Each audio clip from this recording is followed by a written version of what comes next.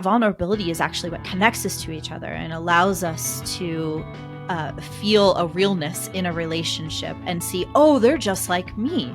And I chose a path that was not common for women, which is technology sales. And I remember coming to the table and looking around and realizing really early on, I was the only woman, not only at the sales team, but it continued through every ladder rung that I approached, where I was the only woman in the boardroom and I was the only woman in the executive leader team. When you put on this polished, everything is perfect mask, is nobody can relate to you all of a sudden because nobody's that perfect and they can't see you in themselves. The main reason that I made all the money I made is luck, and it's nothing other than blind luck. I happen to be in the right place at the right time. The people that stand up there and say, I made $100 million and I'm amazing and you just need to do steps A, B, and C, and if you can't, you're an idiot, they immediately repel all of the people that care about authenticity, that are in the trenches, they just run as fast as they can. Yeah. I've trained myself to think this should be hard, and now I'm just not working hard enough. I'm not putting in enough hours. I'm not on the right path. I'm never going to make money because this is just way too easy. I think that it's okay to say it just doesn't feel right. Whereas I have struggled with that in the past, in dragging my heels because something didn't feel right and I needed to verbalize what exactly it was, and I put my finger on it before I would acknowledge that feeling was real. So continuing to do that, because that will allow me to continue to show up authentically.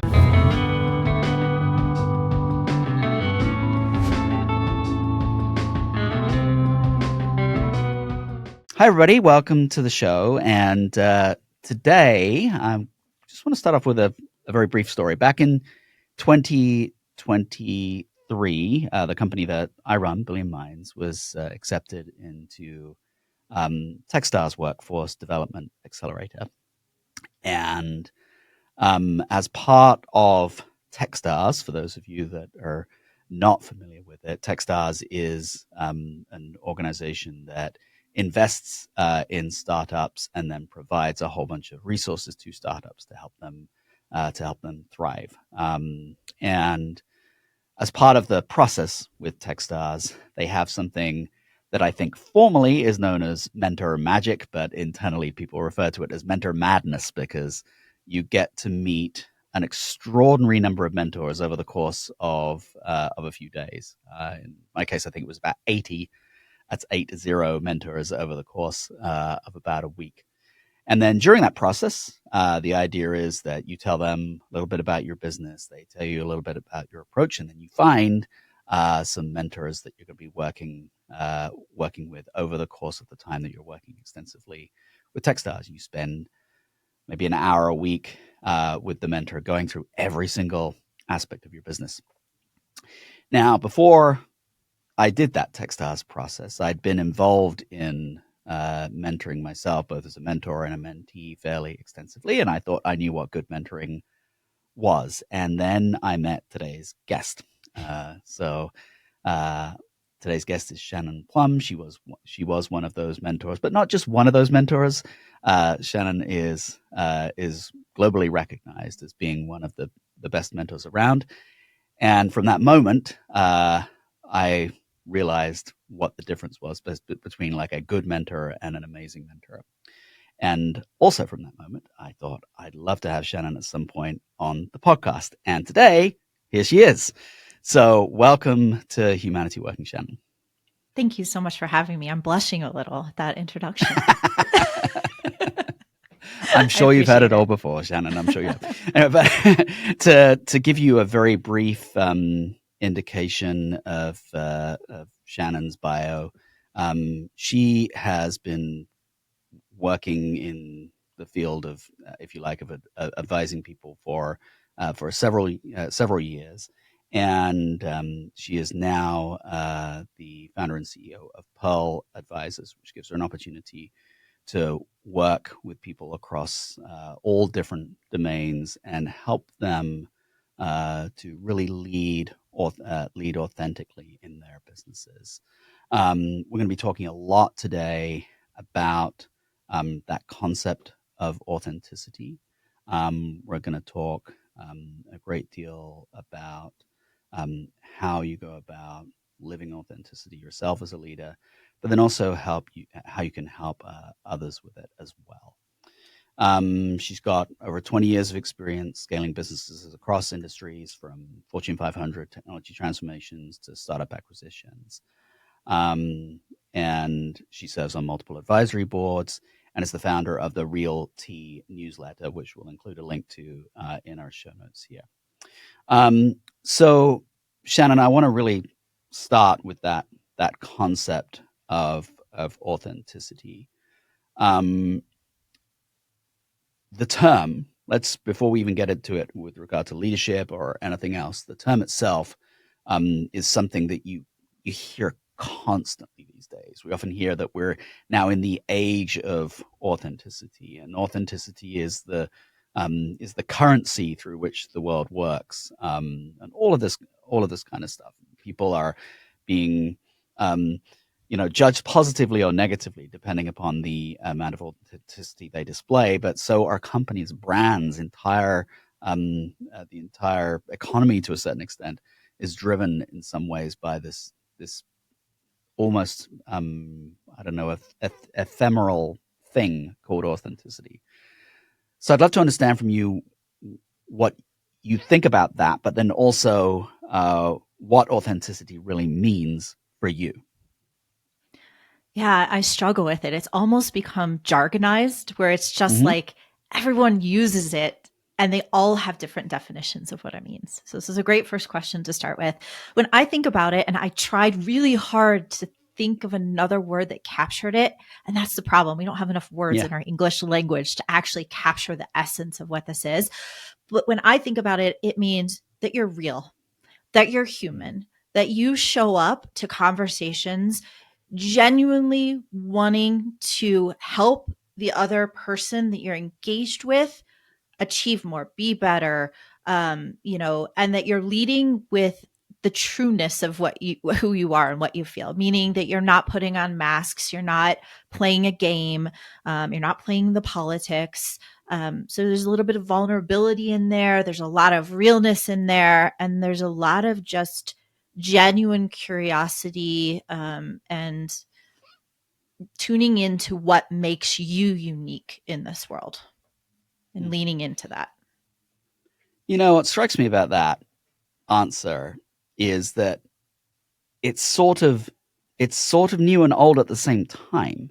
I mean, if you think all the way back to like the granddaddy of self-help type business books, How to Win Friends and Influence People, Mm-hmm.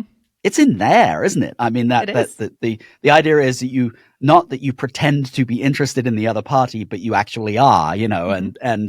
and without necessarily using that phrase directly, he talks a great deal about the idea of it. It starts with wanting to actually help others, for example. Mm-hmm. Yeah, no, I think So you hit it. It's not a new concept, and it's definitely not revolutionary in the fact that it's always been there. It's always been a thread. I think that the reason you're hearing more about it now is because people have gone a long time not having to lean on that authenticity. The market's been good. There's been a plethora of cash in the world. Things have been going relatively smoothly. It's yeah, been many years since we've had war in this country, things along those lines. So I think we're feeling it now because people are just fed up with how the world has evolved. And then you add on AI on top of that. And I think that that really even highlighted it even more, because now it's hard to determine literally who is a real human being versus who is not, who is a robot, who is AI that's just acting behind the scenes. So I think that highlighted this concept even more. And we always say what's old is new again at some point, yeah. but it does have a slightly different spin on it, just based where we are in history and what's going on in the world.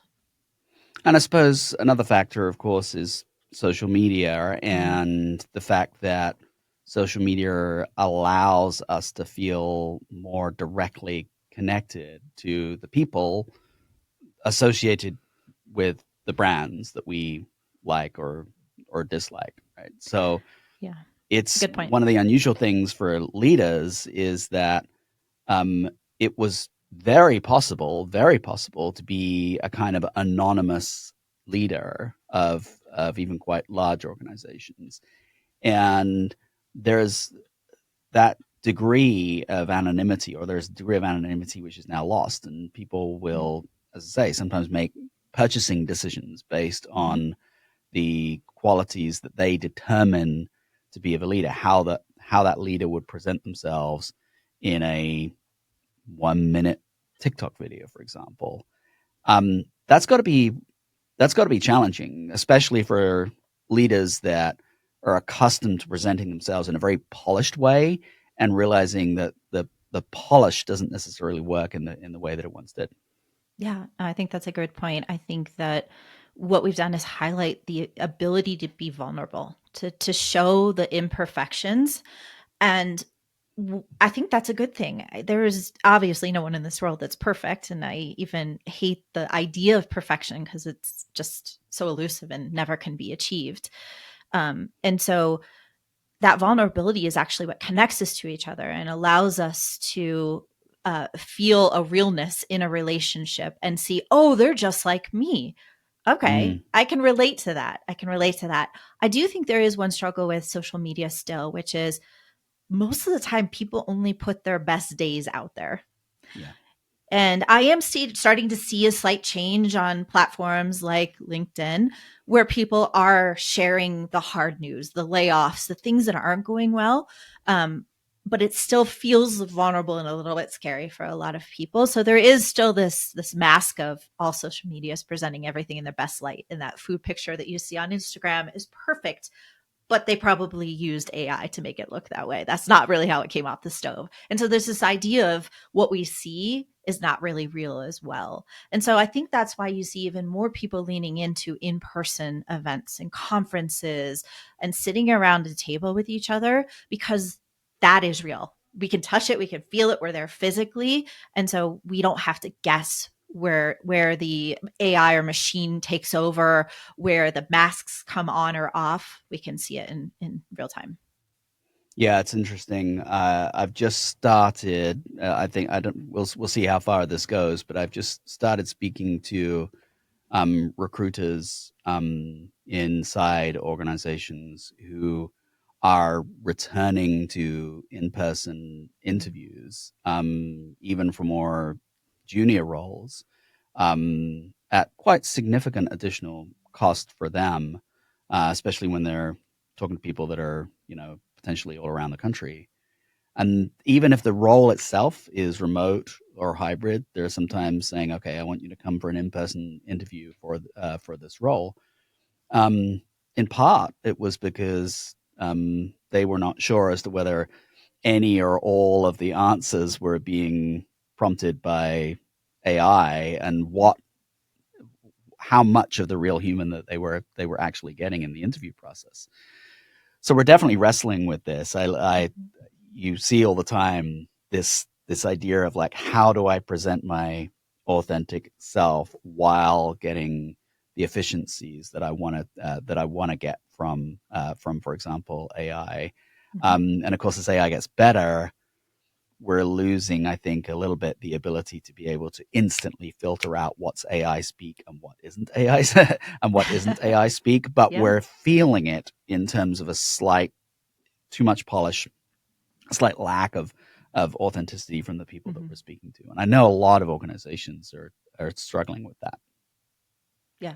No, you make some great points there. I love the idea of more in-person interviews. I think, later in my career, every job that I accepted, I met in person, but again, they were more senior roles. So even thinking Yeah. about that for junior, and the difference of people who are just now graduating college, they grew up with computers, digital, social Hmm. media. That is native to them. Whereas when I graduated, that was not native to me. Yeah. So it's almost like for me, it feels more comfortable to be in person and to interview in person. I bet that's a stretch for some of the more junior positions to actually fly somewhere and meet face to face. It's not how they've entered the job market or what their experience has been thus far. So it's interesting. I like it. Yeah. Absolutely. Um, so let's move on to specific characteristics of leaders. The way you put it is that you help leaders stop pretending to be someone else and start winning as themselves, which it's actually it's a really cool sentence. Um, I've experienced you directly working with me on that, so for which I'll forever be grateful. But I'd love you to explain how you start helping people understand what that actually means. I think it all comes from a place of curiosity myself and loving to help people solve problems and puzzles. Hmm. And I always think about it as, oh, there's a little tidbit over here and there's a little tidbit here. So that's the first part of it, is how I approach it and thinking about how I want to engage with that person. It's also thinking about what served them really well and having them think about what's going really well and where are the challenges coming up. A lot of it's done through asking questions, but I think the uniqueness that I bring to the table is layering on life experience. You know, I've worked Hmm. over 25 years in corporate America and had to navigate a lot of this myself. So a lot of it comes from my own background. I was early into technology in B2B SaaS specifically, and I chose a path that was not common for women, which is Hmm. technology sales. And I remember coming to the table and looking around and realizing really early on, I was the only woman, not only at the sales team, but it continued through every ladder rung that I approached, where I was the only woman in the boardroom and I was the only woman in the executive leader team. And so much of that caused me to have to stop and tune in really deeply to who I was authentically, because it was really easy for me to start taking on the traits of the men, because that's what it was, Hmm. that sat around me. And it hit me when I started reading sales books. So there's a million sales books out there, but if you look at them, vast majority of them are written from a male perspective because the author Yep. is male. I can't sell, and I don't think it's natural for many people to sell the way that those books are written, Hmm. because they are written from that perspective of almost an assertiveness and aggression in a lot of cases that would come across very inauthentic to me and for Yeah. me. And so I think it's recognizing in your gut what isn't feeling right, what is feeling off. And so many people have been trained in leadership to put on that mask and to ignore.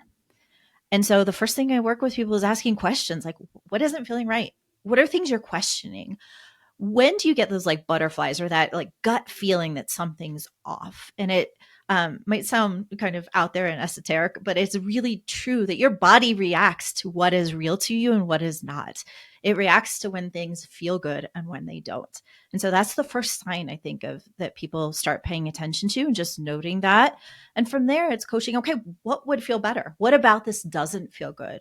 How are you showing up? How can you show up authentically and still achieve the same results or even better results? And again, I think we're taught in American culture specifically, and especially in entrepreneurship, that things have to be hard. If it's not Yeah. hard, something is wrong. And when I Yeah. started questioning that, I was like, well, wait a second. Why does it have to be wrong? If I'm following who I am authentically and I'm being real, that should feel easy, right? That shouldn't feel Yeah. hard. That should feel with ease.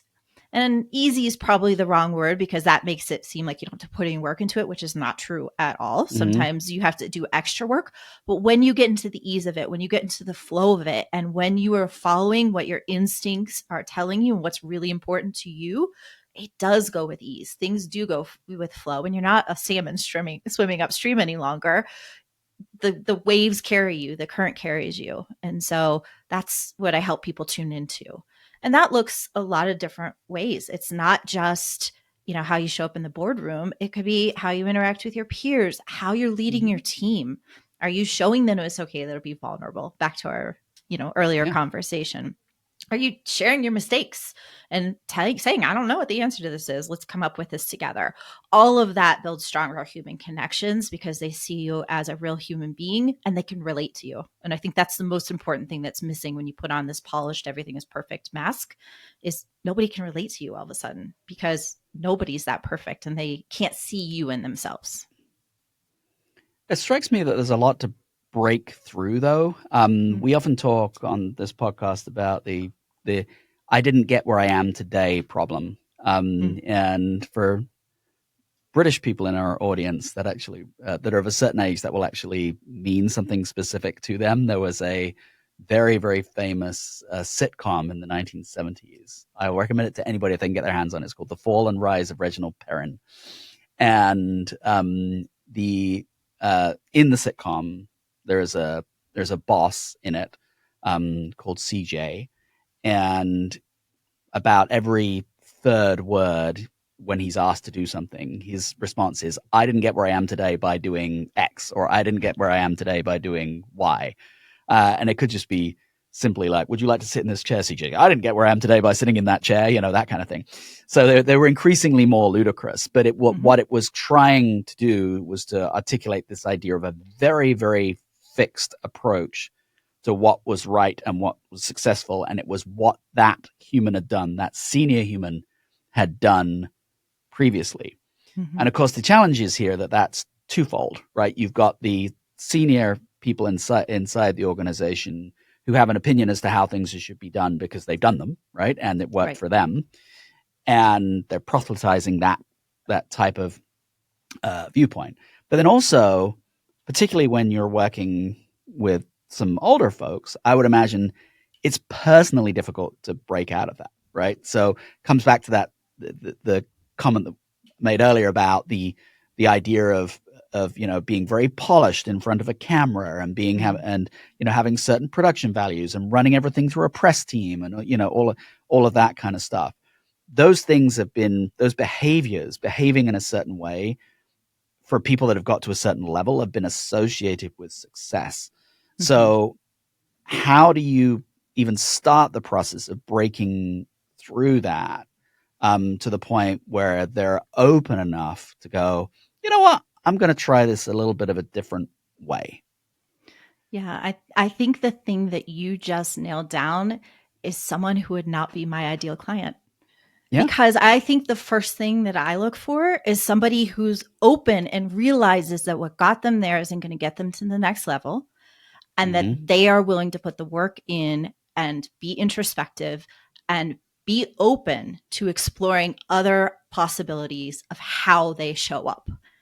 And Mm-hmm. so I honestly probably would say I don't think you're a good fit for a client to work with because you're so set in your ways that you Yeah. can't see any other opportunities of ways that you could approach this differently or that you could show up differently. So that's the first thing I've learned in my career, that to attract, magnetize the people that align with you and to repel the others. And that's okay. I'm not for Yeah. everybody. Authentic Yeah. leadership isn't for everybody. Not everybody wants to change. And that's totally great. I respect that fully. But again, I only want to work with the people that feel that way and that are willing to do the hard work. It is hard. Change is hard. Humans hate change. Yeah. We repel it every chance we get. And you see this in business, but you also see this just in personal life and routines. And, the reason the Yeah. diet pills exist is because people don't want to exercise because it's hard, Yeah. right? They don't want to Yeah. change their diet. Yeah. I mean, we have a phrase in our field for the type of person that is the good customer or for the attribute that they need. We call it humble commitment. I like that. And because it's for us, it's both those two things. It's like having the humility to actually be open to the idea that what you're doing right now might not be right, and having the commitment to Mhm. change it. Right. And if you have both of those things, you're probably in a good spot to be able to cope with whatever is coming forward and adapt and change your circumstances. Um, so you talked a little bit about entrepreneurs. So um, I'd love to jump into that in a little bit more detail. Um, one of the things that strikes me as an entrepreneur is that typically in this community, the the people that were taught in the entrepreneurial community, the people that were kind of taught to look up to, I would say generally fit into one of two categories. And the first category is I've made $100 million, so do what I did.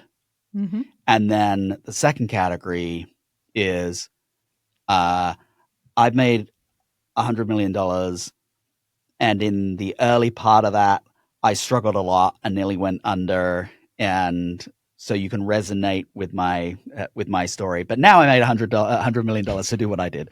But it's always got the I made $100 million, so do what I did element to it. I was thinking about you the other day. I don't know if your ears were burning because I went to one of these perennial versions of that where somebody was sat on a stage and talking about their journey to it and so on and so forth. And actually it was two. So there were two. So the first person did their flavor of that. And the person next to me looked over to me and said, do they realize this just doesn't resonate with like a struggling founder, right? I mean, I'm lovely that they've got $100 million now, but right now I can't pay the bills. Yeah. And it doesn't inspire me, right? It's just the others. I know there's rich people out there. It doesn't inspire me. What I'm going through right now, what I need is help with where I am right now. But then the second person came up on stage, and they were asked the usual questions along the lines of, at what point did you discover X or Y, or how did you find your product market fit? And the person on stage in question just said, before we do any of this, I want to make one thing really, really clear. The main reason that I made all the money I made is luck, and it's nothing other than blind luck. I happened to be in the right place at the right time. If my idea had been 6 months earlier, I probably would have failed. If my idea had been 6 months later, I probably would have failed. I wasn't a genius. I was just lucky. And the entire place broke out in like relieved applause. So I guess the purpose of that lengthy story is to ask you about what do you think is the best way to connect with entrepreneurs who are struggling to pay the bills. You've talked about the idea of it going from hard to easy, and we'll come back to that in a moment. But just how do you connect with them on that day-to-day struggle without making them feel stupid, or just they're not as smart as the person they're looking at because that other person is successful and they're not? How do you connect with them without making them feel dumb, I guess? I think empathy is probably the word that immediately came to mind. And the people that stand up there and say, I made $100 million and I'm amazing, and you just need to do steps A, B, and C, and if you can't, you're an idiot. They immediately repel all of the people that care about authenticity, that are in the trenches, they just run as fast as they can. Yeah. So really, I think it's listening to the struggles and highlighting the things they are doing well. Everybody has wins. And I think we do a really poor job as humans of celebrating the little wins. I always think about that yardstick analogy where it's like you've got a goal and then you get there, but your goal has moved. Your finish line has moved further, and you never stop and go, wait a second, I actually reached my goal. My goal 6 months ago was this, and now I'm here. Because you're always thinking in the future, and you're always thinking about, how much further you should be. So I think of the few things, like it's great to be aware of what's going on. It's great to learn from others, but there is a little bit in entrepreneurship about putting on some blinders and really focusing about where you are, what the challenges you're trying to solve, understanding why people want this challenge solved, what it means to them, what happens if they don't solve it. And again, it's the entrepreneur now being empathetic to who they're selling to. But me, as somebody who's working with advising, coaching, mentoring, whatever the arrangement is, it's me being empathetic, understanding what they're trying to do, what challenges they're having, but also helping them celebrate those wins. I'm really, really, really big on every day, like no to win. think of something that happened that was great today, because entrepreneurship is one of the hardest things I have ever done and seen people do. They say if you want an easy life, definitely don't go into entrepreneurship. It's Yeah. one of the hardest things you can do, right? And so helping them celebrate those wins, I think, is really key. And then helping them see what that future is and breaking it down. The other thing is we get overwhelmed by huge goals. We get Yeah. overwhelmed by thinking that we have to change totally who we are and throw everything out the window that we've been doing for the last 40 years. And all of a sudden we need to do something completely different. That's not reality. It's like inch by inch, 1% by 1%. And so breaking it down into small enough goals that you're like, oh, I can do that one thing today and I can move Yeah. it 1%. Yeah. I love what you're saying here, because it's kind of, we're kind of rounding out a theme here, right? Because in a sense, you've talked about the fact that it it it is, entrepreneurship is difficult, right? It's difficult in the sense that you don't just show up and the money arrives in your account, right? It's difficult in the sense that for many entrepreneurs, they get into it with this idea that, they're going to be their own boss and they're going to be able to make all these decisions. And then very soon they realize that actually, at best, it's the customers making the decisions for them, right? Because their idea they might think their idea is terrific, but if the customer disagrees, you don't have a business. Or the advisory board is making decisions, or not necessarily making decisions for them, but getting very close to that. And then the board, once that comes in, might actively be saying, no, you're not doing this, or yes, you are doing that if you want to keep your job as CEO. So there's that sort of disconnect between you think what the freedom is going to be and the reality of the freedom you actually have. But then, of course, there is just that you're responsible for making sure that money comes in and paying people and all of those kind of pressures. So all of that, yes, but as you say, it shouldn't have to feel hard, right? It shouldn't have to feel difficult, and you don't have to make it feel more difficult than it needs to be already. Mm-hmm. There's a lot of language associated with this, though, isn't there? I mean, it's like the grind, there's the hustle, there's the putting in the hours and the hustle and, all that culture, right? I mean, there's a popular podcast called Startup Hustle. I've been on it. And there is that sort of idea that everything is accomplished by outworking other people and doing the 90th hour when somebody else has only done 85, or something along those lines. So that balance is an interesting one to strike. When do you ever find when you're working with people and you kind of open their eyes a little bit and going, oh yeah, this actually feels a lot easier and that's great and that's awesome, do they then start feeling, I don't know, guilty that it feels that it doesn't feel as horrible as it used to? Absolutely. I think that's just human nature is, I've trained myself to think this should be hard. And now I'm just not working hard enough. I'm not putting in enough hours. I'm not on the right path. I'm never going to make money because this is just way too easy. Mm-hmm. And I think it's taking that and reframing it. So much in life is a reframe. No, now you can let the things be easy that are easy. And maybe there's things that are harder for you that you need to spend a little bit more time on. Or maybe it will allow you to push yourself and grow in ways you didn't think about because you've got that much more capacity, energy, health, whatever it might be, time to do that. So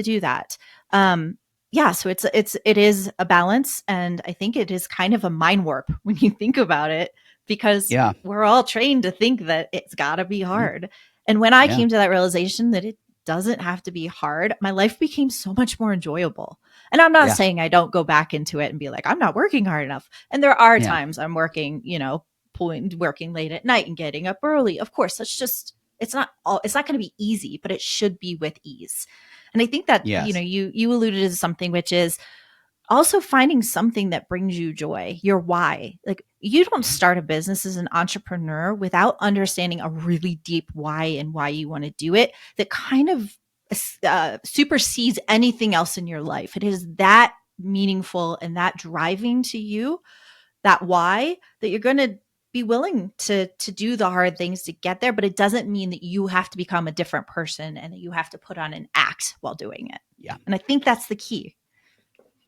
And I think this applies to almost any work, actually, whether you're an entrepreneur or whether you're working inside a company for something else. If you can continue to make the connection with the why you're doing this in the first place, then you're in good shape. If you can't, then things become a lot more difficult. I've seen this actually a little bit in myself and with people that I would refer to as mission-driven founders. So for folks that are not entrepreneurs in our audience, founders, I would say, see if Shannon agrees, but I would say they largely fit into two buckets. The first bucket being the people who are being an entrepreneur for because they love the idea of entrepreneurship itself, right? They love the idea of building a business and creating a business, maybe selling a business, and they will happily build the business, create the business, sell the business, get some money, build another one, rinse and repeat. And maybe they'll do that 3 or 4 or 5 times during their career because they love that idea, and they're really kind of creating economic momentum through the business, and hopefully they're creating some personal wealth as they do that. And then there's the second category of entrepreneurs that are really all about the mission, and maybe they'll only ever start one company because this is the thing they want to change the world, and they want to change the world with this specific thing. Before I move on, would you largely agree that that's a good categorization as to where employers where they fit? Okay, so I do agree. I do agree. Yeah. I was going to say, for the benefit of the tape, she's nodding. But anyway, so those broad categories are interesting because, particularly if you're in the second category, it can be quite stifling because you wind up saying, okay, I want to improve the world, I want to change the world in this specific way, but then customers come in and they say, I don't want this thing that you did, I want this thing. And you have to regularly and repeatedly ask yourself the question, is this thing that I'm now doing still connected to my why? And sometimes it will, and sometimes it won't. But if it's not connected to your why, you want that ease goes right away. All of a sudden, you're pushing a rock uphill every single day. So when you're working with a founder, particularly these sort of more mission-driven founders, how can you help them discover that? How can you help them understand if what they're doing is really connected to what lights them up inside still? That's a great question. I think one of my favorite sayings or mantras that I have really held on to and worked with recently is let go of the how.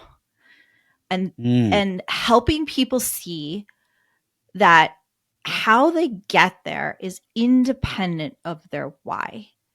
That they just need to make sure that they're aligned with their why, but the how, you can't define 60 steps ahead what that's going to look like in 3 years. Yeah. All you can do is make decisions based on today and the circumstances, the people you have around you.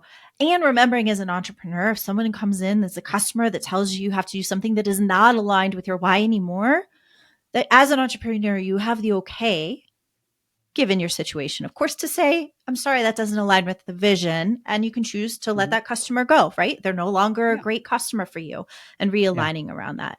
I think bad decisions are made and people lose sight of their why or disconnect with their why when they're in a scarcity mindset, right? Yeah. Which is why you always say, like, if you can raise money, if you can have the freedom, if you can have that support, it's much easier with an abundance mindset. When you feel that way, to make decisions that align with what is important to you. It becomes harder when the vices start tightening and the board starts telling you have to do things, and right, that's when it becomes harder. Yeah. But if you're truly mission driven and if you are truly aligned with that why, and that's the most important thing, just having a litmus test. This is aligned with my why. I can let go of some of the how. I don't need to I don't need to rehearse or to make it practiced exactly how this happens. As long as I'm moving in the direction that still aligns with my why, that's okay. We all have to bend places. You can't be too rigid. It's not black and Yeah. white. There's a ton of gray area in business. And so that's how I really look at things and try to help people think, is this aligned with your why? Let go of the how. Let go Yeah. of the tactics right now. Are you still able to achieve what your goal is with this information that you have in this time and place? Yeah. And of course, we all do live in unfortunately in a world of constraints. There's one constraint that I'm particularly interested in because it ties back to the idea of it being easy or hard, and that's the constraint of time. I think that if you we talk about the idea of grind and hustle and all that kind of being in our language, but the other thing that is in our language is the thing that this podcast was initially called "Way Too Busy," and it reflected that, right? The idea that you'll go into an office where, from my perspective, I'm recording this podcast from a entrepreneurial shared workspace. I guarantee you, if I walked out of there right now and I saw 3 or 4 or 5 people from different companies that I knew, I'd be like, "How you doing?" "Oh, busy." Like really, really busy. It's the first. It's the first thing that we talk about. When you're working with leaders, that can be a really interesting challenge, because if you are working so hard to the point where you're not getting enough sleep, you're not getting enough exercise, or you're not even just getting enough time away from work, even if you love it, right? You're not getting enough time away from work to give you any perspective. One of the first things that is going to go is effective decision making, and effective decision making about your business. But it's got to be so hard. Well, I know it's so hard from my own, having seen it from my own perspective, right? It's so hard to see that yourself. You can't see it yourself because you're in it, right? You can't see the hour or two that you shouldn't be working, right? You can't see how it would benefit you or your company or the people that work for you to, I don't know, take a day off. So particularly, again, for those people that are really like, maybe they're in a company and they're early in career professionals and working every hour because they're highly ambitious, or they have their own company and they're working every hour because they feel they can't afford not to. How do you make them see the benefit? So I think that there are some people that have a support community around them that will start setting up red flags and being like, "Hey, Paul, we lost you over here. Or when are you going to spend time with your family?" Those things. Or doctors that say, "Hey, you better get that heart under control." So there are there are red flags that come up. I think with the situation you're describing, a lot of people get tunnel vision and sometimes miss those red flags too. Right? Because you're so focused on what you're doing, and it's almost a guilt. I think a lot of it is societal. I think that there are other cultures, like I travel to Italy and I love Italy, and they have a completely different relationship with time. Completely different. Yeah. They take hours to eat. They don't mind taking a siesta in the afternoon. That there's just a different relationship on what is expected. I also lived on a Caribbean island. I can tell you, very different relationship with time there as well. So some of it is a learned trait. It's something that we've learned in our culture, something that it's been pounded into us. Work harder. You've got to study more. You've got to do this. So recognizing that, I think, is the first. Looking for those red flags. And one of my favorite sayings is slow down to speed up. Is that something you've ever heard or worked with? I actually wrote a newsletter called "Slow Down to Speed Up" about 2 or 3 weeks ago. I'll send it to you. There you go. Okay, I'd love to read it. And why that it's so important is because you can't see the forest through the trees. If you're right up against something, you can't see what's going on. I think that we owe it to our teams, to our companies, to actually build in the times when we can slow down, both for mental recharge and physical recharge, but also to get perspective. Slowing down allows us to see the full picture. It allows us to assess what's important and what's not. And when you're so in it, it's really, really hard to do that. So I work with people and, creating routines, creating Mm-hmm. space in their schedule where they can slow down. And their expectation is that they're not doing anything during that time. Maybe they're taking Yeah. a walk, whatever recharges them. But it's amazing. I've had more shower thoughts and more running thoughts than any other time because I am where I am and I'm Yeah. doing something and my brain's just kind of like organically and naturally flowing through what's going on in my life. So giving yourself time to do that, I think, is absolutely key, but you have to prioritize it. If you don't, it's just never going to happen, especially in this society where we live. So as we finish up here, Shannon, I'd love to talk a little bit more about the specifics of mentoring, coaching, and those other activities that you perform. And um, we actually have a model in our company we call it SCAMP, which stands for Skills Development, Coaching, Advising, Mentoring, and Peer Support. And it's sort of designed to show all of the different things that somebody needs to be successful, and the support that they need from their community and the resources around them in order to be consistently successful. I know from working with you that you can wear a lot of those different hats, and you can flip easily from one party to the other. Um, but when you are forming a relationship with a client, um, there's stuff that you get out of it. There's benefit that you get out personally of those relationships, I'm sure.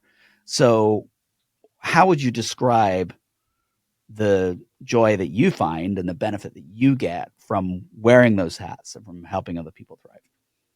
Yeah, I think that's my why. That's the whole reason I Yeah. do what I do, which is the impact. I love Mm. seeing an aha.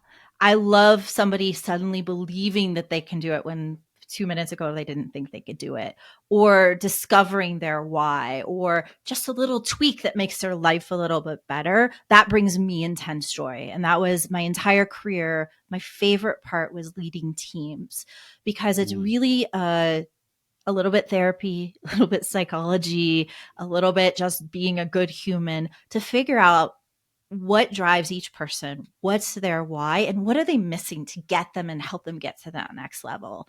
And so when I'm able to help somebody realize something or watch it in real time, that brings me a great sense of fulfillment and accomplishment that I've made an impact, a positive impact in the world. And it might be something that's just a tiny little thing, but I celebrate every one of those little wins because I think that's just so important to acknowledge each 1% growth, each 1% difference that you've made, especially when you see what's going on in the world. And in total, it gets really easy to be consumed by that. So I just keep coming Yeah. back to, I've made a difference. I've made a Yeah. difference. And here's what I'm able to do. And that makes my life better too. Yeah. And in terms of that journey towards becoming um, one of the top mentors around, I have a phrase that I often use, right, which is we're bad at everything before we're good at anything, right? Mm. So there must have been a time when you were less good at this. What have you what would you say you do differently when you're mentoring people now than you would have done, say, 10 years ago, 15 years ago? First of all, I would never have called it mentoring 10 or 15 years ago. Mm-hmm. I think I'm my harshest critic and I would have looked back and said, I don't have enough experience yet. Right. Mm-hmm. So I think part of it was I drug my heels for a very long time and really needed to feel confident that I've had enough of the life experiences and also that I didn't need it from an ego perspective, because the second it becomes egotistical, which isn't Mm. all bad, everyone has ego, but then I'm doing it for the wrong reasons. And I'm not really Yeah. trying to genuinely help somebody. I'm trying to make myself feel better, which is just so I needed to get mature enough in my own career, confident enough in myself, and develop those things before I felt confident even calling myself a mentor. I might have called myself a leader. I wouldn't call myself a mentor. Yep. So that was really important in my journey. But back when I was leading early teams, I think one of the things I would do was dictate rather than not even, I'm not saying you should be a democracy, but I would be such a dictator that people wouldn't understand the why. And I learned in my career that you've got to explain what's in it for them. It's just like sales 101, right? What's the value for you to do this? Because human change is hard. And if I can communicate clearly that the value to you is this, and you still push back, okay, and we got to do it, we got to do it. But I find more and more that asking people, bringing them along on the journey, having them have self-discovery, being part of the process makes a huge difference. And in mentorship, not every mentor-mentee relationship is successful. There are some that the Yeah. person's just not open to growth, or your personalities don't align. Like all of those things happen. And I've learned, rather than to push it, just like I talked about with ideal client, like attracting and Yeah. repelling, the same as in a mentor-mentee relationship. If it doesn't feel healthy, it doesn't feel aligned, and it's not a fit for one reason or another, I'd much rather introduce you to somebody else who is a better fit and call it. And I think people appreciate that honesty, integrity, and not wasting their time. Yes, we've seen with a lot of the companies we're working with that maybe they have a mentorship program. Mm-hmm. Um, one of the first steps they do is they buy some fancy software that helps them match people appropriately, or maybe it's not even doing matching. Maybe it's just administering the mentoring. Um, but very little attention is paid, if you like, almost to the art of it, Mm-hmm. and helping to understand and educate potential mentors on what makes a good mentor and what Yeah. is a good mentoring relationship, and so on and so Yep. forth. So if you had advice to companies, because a lot of companies have invested in mentoring, Yeah. I guess the general question would be, what are the things that you see organizations get wrong the most when it comes to setting up mentoring programs, and what should they do differently in order to be able to Mm-hmm. do them better?